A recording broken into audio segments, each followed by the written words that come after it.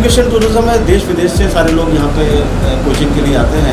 ये है कि यहाँ जब टूरिस्ट आता है तो उसको एक बार में कोटा के टूरिस्ट प्लेसेस के बारे में जानकारी मिल जाए। उसके बाद जब वो घूमने जाता है तो उसको लगता है कि इस प्लेस को मैं वहाँ देख के आया था और अभी यहाँ देख रहा हूँ। वो जगमंदिर किशोर सागर पे इतना बेहतरीन किस्म का काम किया कि आज वहाँ पे इतनी धूप पड़ी, इतनी गर्मी पड़ी, तब भी आपको वहाँ लोग बैठे हुए मिलेंगे। TDC ग्लोबल टूरिस्ट डिपार्टमेंट का बंगलो है। यहाँ पर कोटा के कुछ प्रबुद्ध लोग और जो वाइल्ड लाइफ से टूरिज्म से जुड़े हुए लोग हैं वो हमारे साथ हैं। हम उनसे लगातार आपको जोड़ने का प्रयास करेंगे इस बारे में कि किस तरीके से कोटा का पर्यटन का विकास हो रहा है। ये मेरे पीछे आप देख सकते हैं Rajasthan incredible state of India, ये टूरिस्ट डिपार्टमेंट का ऑफिस है, टूरिस्ट रिसेप्शन सेंटर है इस जगह पर। यहाँ से यहाँ पर टूरिस्ट डिपार्टमेंट के कुछ अधिकारी हैं और कुछ जो कोटा के पर्यटन में योगदान देने के लिए कोटा का विकसित शहर में कोटा बढ़ रहा है, लगातार पर्यटन की दृष्टि से काम कर रहा है। कोटा को पर्यटन सिटी बनाने के लिए यहाँ के यूडी मिनिस्टर हैं शांति धारीवाल, लगातार प्रयास कर रहे हैं। यहाँ पर जो आपसे जुड़ना चाहेंगे मैं कभी मिला नहीं आपसे, आपका शुभ नाम क्या है? नितिन भटनागर। नितिन भटनागर जी हैं, हम इनसे बात करेंगे। आपका टूरिज्म का 30 साल का अनुभव। और आप हैं? आप नीरज भटनागर और तो अच्छा, यहाँ पे जो टूरिस्ट डिपार्टमेंट के अधिकारी थे वो भी मिल थे सक्सेना जी, संदीप श्रीवास्तव हैं जो अभी संदीप जी आपकी पोस्ट पे हैं। मैं पर्यटन अधिकारी कोटा पर्यटन। सबसे पहले आपसे जानेंगे कि कोटा में पर्यटन की क्या संभावना है? देखिए, कोटा में पर्यटन की संभावनाएं बहुत ज़्यादा हैं क्योंकि ये एक तो एजुकेशन सिटी है और इसके साथ साथ यहाँ हेरिटेज और इको टूरिज़्म बहुत ज़्यादा प्रमुखता से है। एजुकेशन टूरिज़्म है, देश विदेश से सारे लोग यहाँ पे कोचिंग के लिए आते हैं और बहुत संख्या में हिंदुस्तान के आसपास जितने भी श्रीलंका और नेपाल, यहाँ से भी काफ़ी लोग यहाँ स्टूडेंट्स आ रहे हैं पढ़ने के लिए। तो टूरिस्ट प्लेसेस भी यहाँ पे हमारे बहुत सुंदर हैं, जिसमें सेवन वंडर है, चंबल बोट राइड है और इसके साथ गढ़ पैलेस है। चीज़ों का आप ये जो फोटो चित्र लगे हुए हैं इनके माध्यम से बता देंगे तो एक विजुअल भी हो जाएगा और पूरी जानकारी मिल जाएगी आपको। ये गफरनाथ का वाटरफॉल है। अच्छा, ये वाला जी, ये रॉक पेंटिंग्स है बूंदी की। इनके बारे में क्या खास बात है इसकी? ये रॉक पेंटिंग्स में ये जो रॉक्स के ऊपर पेंटिंग्स बनाई हुई है आदमकाल के, वो शैल चित्र जिसको कहते हैं, तो उसके बूंदी में भी है, कोटा में भी है, आलमगढ़ में। तो बूंदी की ये हम लोग फोटो यहाँ लगा रखा है। ये वर्ल्ड पेंटिंग है अर्जुन महल कोटा की। हाँ, और ये कोटागढ़ पैलेस, कोटागढ़ पैलेस का ये आगे का फ्रंट व्यू है। ये हमारा जो चंबल रिवर का है, हाँ ऑटर का जो हमारा नेशनल एम्बलम भी है, कोटा का एम्बलम भी माना जाता है, ऑटर उसका है। ये गढ़ पैलेस कोटा। और इसके अलावा ये रंगपुर से व्यू है केशवरायपट्टन मंदिर का। और इसके बाद ये अगेन गढ़ पैलेस का है। ये ऑटर फैमिली का एक फोटोग्राफ है जो चंबल रिवर का है और ये पेलिकन्स है। तो ये जो फोटोग्राफ है लगाया हुआ है किसका? ये किशोर सागर जगमंदिर का है। ये जिस तरह का फॉर्मेशन हो रही थी, ये पूरी ब्रांडिंग हो रखी है किशोर सागर जगमंदिर की। ऑल ओवर द वर्ल्ड ये फोटो गया हुआ है, इसकी वजह से काफ़ी पॉपुलर हुआ है। जैसे कि हमारी फिल्म इंडस्ट्रीज में भी इनको लिया गया है, सेवन वंडर को, किशोर सागर जगमंदिर को, वेरी पॉपुलर। ये अबेड़ा महल का फोटोग्राफ है। इसके ये अबेड़ा महल है। इसके बाद ये मुकुंदरा हिल्स टाइगर रिजर्व में से ट्रेन जो निकलती हुई एक सीनरिक व्यू है। ये एक जगमंदिर का पुराना फोटोग्राफ है। ये गढ़ पैलेस का फोटोग्राफ है।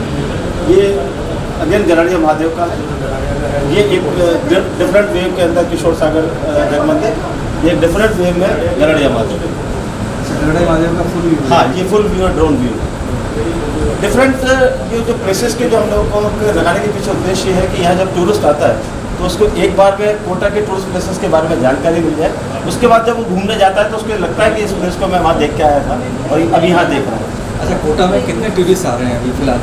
देखिए, कोरोना के बाद हम लोग काफ़ी राइज करके आ रहे हैं और अभी 14 से 15,000 इंडियन टूरिस्ट पर मंथ यहाँ पे आ रहे हैं। फॉरेनर्स भी 25 एक का एवरेज आ रहा है महीने का, वो लोग आ रहे हैं। धीरे धीरे अब इंटरनेशनल फ्लाइट्स खुल रही हैं, तो अब धीरे धीरे टूरिस्ट का अराइवल होना शुरू होंगे।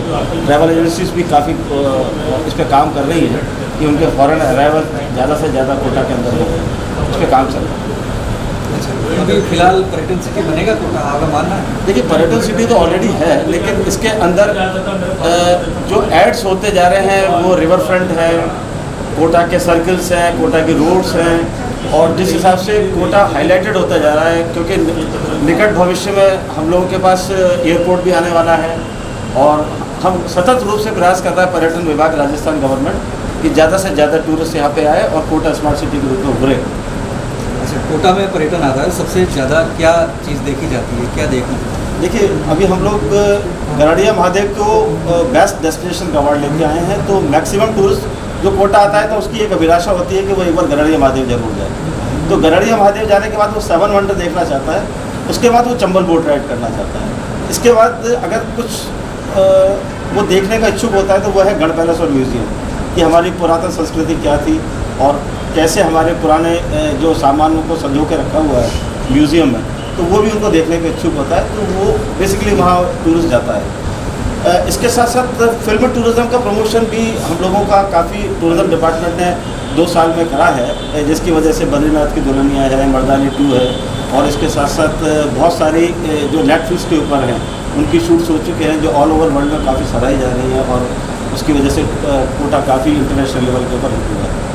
अच्छा, अभी ये चंबल रिवर फ्रंट बनाया जा रहा है, पूरे शहर को चौराहे बनाए जा रहे हैं, नए तरीके से पूरा शहर विकसित किया जा रहा है, इससे पर्यटन बढ़ेगा तो कितना बढ़ेगा, आपको क्या उम्मीद है एज ए पर्यटन विभाग में आप बैठते हैं? देखिए, किसी भी शहर अगर वो सुंदर है, सुनियोजित तरीके से बसा हुआ है, तो पर्यटक वहाँ जरूर जाता है। हम जिस भी किसी बड़े स्टेशन के ऊपर जाते हैं तो वहाँ जाके देखते हैं वहाँ की सुंदरता, वहाँ का एम्बियंस, वहाँ का ट्रैफिक, वहाँ के सुंदर रोड्स, वहाँ के टूरिस्ट प्लेसेस। तो जितने ज़्यादा हम लोग उनको सुंदर बना के रखेंगे, जितना ज़्यादा हम उनको मेंटेन रखेंगे, तो टूरिस्ट ज़्यादा से ज़्यादा संख्या में आता है। वैसे तो टूरिस्ट आ ही रहा है यहाँ पे, 1.5 से 2 लाख यहाँ पे बच्चे आते हैं, उनके पेरेंट्स आते हैं, वो सब लोग कोटा शहर को विजिट करते हैं। तो ये हमारा भी मॉरल डाउन है कि हम यहाँ पे ज़्यादा से ज़्यादा इन टूरिस्ट प्लेसेस को संभाल के रखते हैं और ज़्यादा से ज़्यादा पर्यटकों को सुविधा मुहैया कराएं। ये हमारा टूरिस्ट रिसेप्शन सेंटर है, ये हमारे पास सारी सुविधाओं से परिपूर्ण है। यहाँ टूरिस्ट आता है, उसको हर प्रकार की सुविधा, इंफॉर्मेशन, हम सहायता, ये सब चीज़ें यहाँ उपलब्ध कराते हैं। अच्छा, तो टूरिस्ट आता है तो आपसे कैसे कॉन्टेक्ट करता है? सीधा संपर्क में आता है या आपकी वेबसाइट के थ्रू संपर्क करता है, या क्या माध्यम है जिससे आजकल ईमेल के ऊपर सब चीज़ें उपलब्ध होती हैं। टूरिस्ट हमको ईमेल करके भी हमारे बारे में जानकारी ले लेता है, एड्रेस पूछ लेता है, इसके बाद हमारी वेबसाइट को देख लेता है।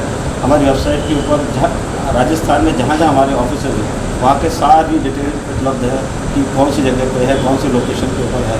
इसके अलावा हमारे मोबाइल ऐप जो है उसके ऊपर भी टूरिस्ट रिसेप्शन सेंटर शो होता है, तो हर टूरिस्ट अपने आप आ जाता है। ऑटो रिक्शा से भी आ जाता है, सबको पता होता है कि टूरिस्ट रिसेप्शन है, क्योंकि एक ही तरह का ऑफिस होता है शहर में, तो बहुत आसानी से यहाँ पहुँच मार्ग पे उपलब्ध है। इसलिए कोई ऐसा भी नहीं है कि टूरिस्ट को कोई दिक्कत आती है।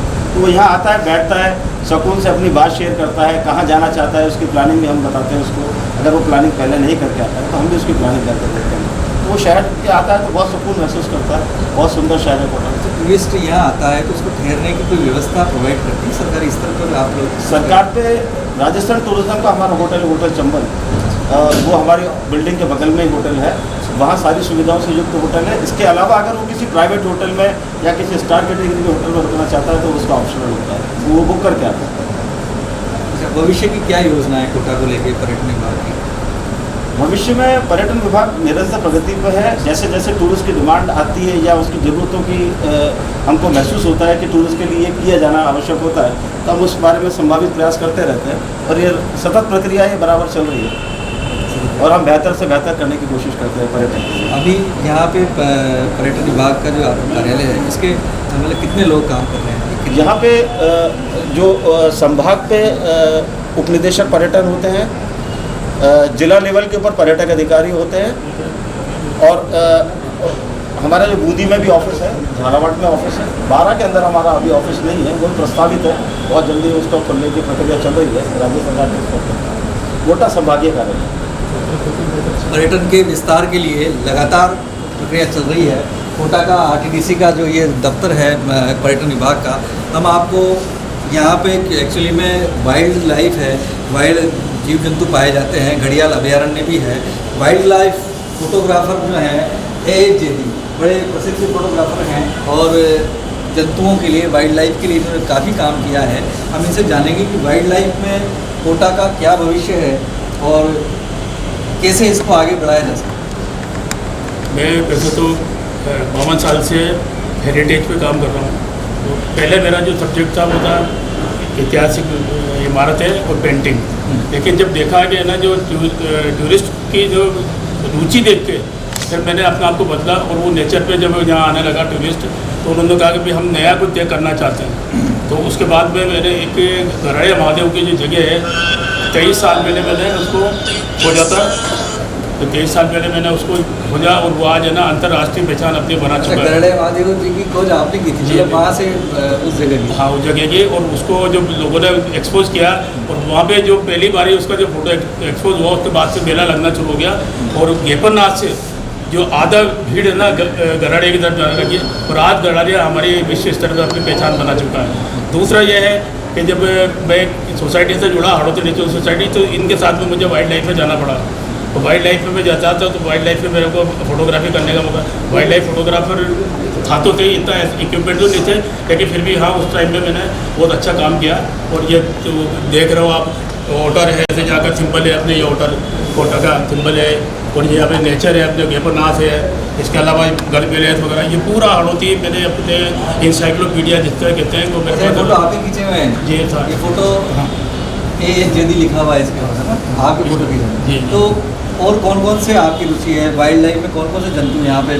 यहाँ तो सारा ये भी मुकदरा भी पूरी तरह से चालू निर्वाह हो गया था बीच में, लेकिन मुझे हादसा हो जाने से अभी हमारा ये जो टाइगर रिजर्व बंद है, जब ये चालू होगा।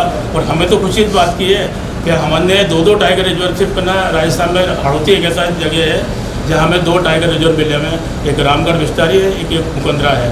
दूसरा हमारे लिए जो माननीय शांति धारीवाल जी ने जो ये प्रोजेक्ट दिया है 1000 करोड़ से ऊपर का, ये हमारा ड्रीम प्रोजेक्ट जो अगर तैयार होता है तो टूरिस्टों का तो यहाँ पे मेला लग जाएगा। और हम ये कह सकते हैं इस बात के लिए कि कम से कम कोटा घूमने के लिए 3 दिन 4 दिन भी कम पड़ेंगे आने वाले टाइम में। और इसमें जो घाट बने हुए हैं वो 27 घाट बन रहे हैं और अलग अलग नाम से है। वहाँ पे आपको राजस्थान की संस्कृति, हड़ौती की संस्कृति, सारा सब कुछ देखने को मिलेगी।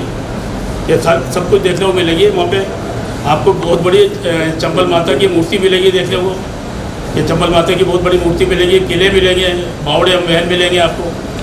तो ये हमारे जो ये तैयार हो जाएगा अभी कुछ मुश्किल से 80% काम तो हो चुका है, 20% बाकी है। वो इसके बाद में बहुत बड़ी कोटा वालों के लिए बहुत बड़ी सौगात होगी।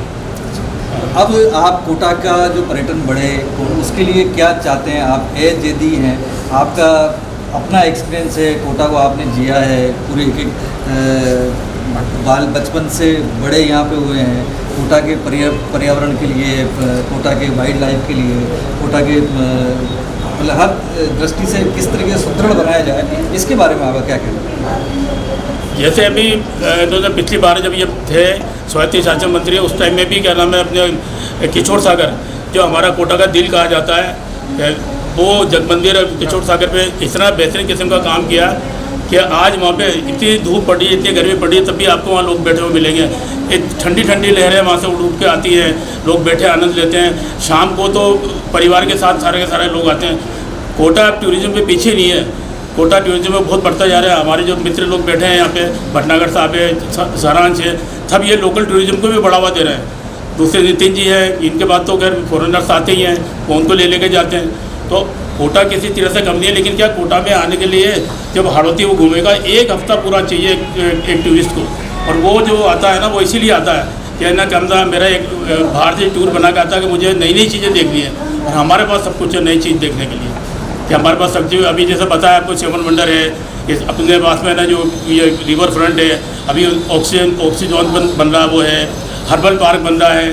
तो ये क्या नाम है, इसी जगह पे जो चंबल गार्डन नया चंबल माता का गार्डन बन रहा है, वो उसी जगह पे।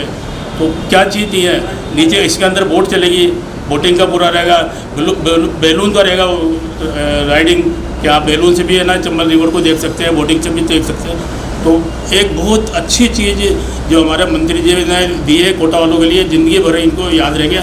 और हम तो चाहते हैं ऐसे ही जनप्रतिनिधि आने वाले टाइम में भी ऐसे जनप्रतिनिधि आए जिससे हम है ना हमेशा याद रखेंगे कोटा का विकास हो ना।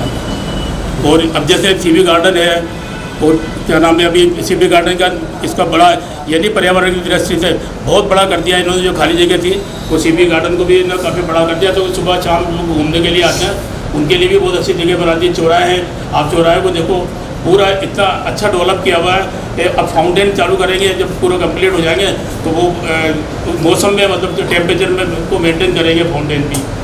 तो कभी किसी चीज़ की तरक्की, और हम तो चाहते हैं कि हमारा जो जनप्रतिनिधि जो चाहे वो सांसद महोदय हैं, चाहे ये MLA महोदय हैं, वो सभी इस तरह का काम करें तो देश में हमारा नाम होगा कोटा का और पर्यटन बढ़ेगा।